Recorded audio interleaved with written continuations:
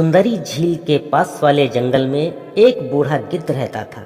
उस गिद्ध के पास 2 जादुई सोने के घर थे। वो गिद्ध उन दोनों जादुई घरों की वजह से जंगल के सभी जानवरों की हमेशा मदद किया करता था। कुछ दिनों बाद अचानक वो बूढ़ा गिद्ध एक दिन बीमार पड़ जाता है। लगता है कि अब मेरा अंत समय करीब आ गया है। मेरे प्यारे जादुई घरों, मेरे मरने के बाद तुम दोनों इसी तरह गरीब और असहाय लोगों की मदद करते रहना।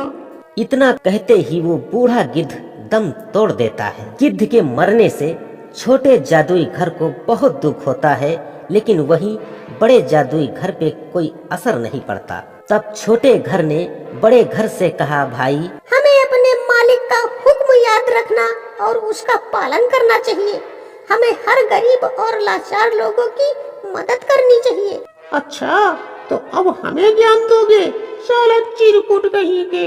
अब तो हम वही करेंगे जो हमें अच्छा लगेगा। जब बूढ़ा खत्म तो उसकी बात खत्म। फिर एक दिन 2 चिड़िया उन दोनों जादुई घरों के पास गई और कहा, भैया मेरी मदद करो। कल रात तेज बारिश की वजह से मेरा घर टूट गया है। मुझ पर दया करो। अब इस समय मैं बेघर हूँ। आपका ही सहारा है।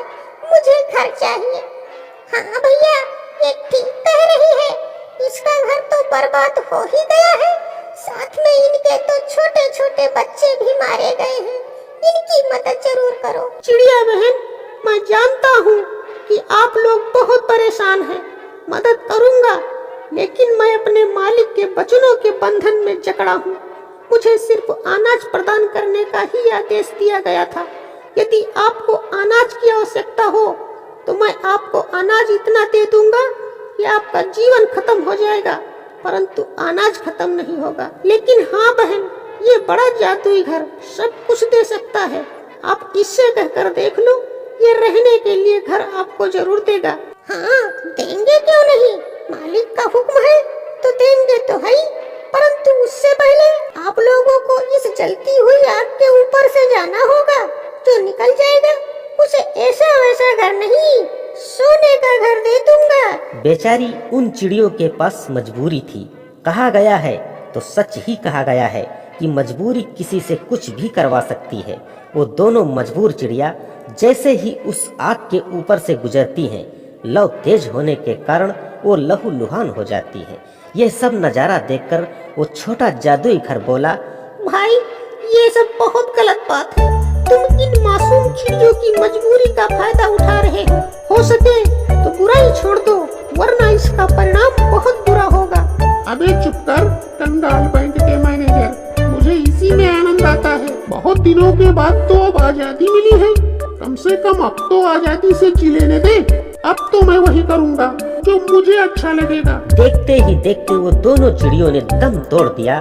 अरे ये तो दोनों मर गई।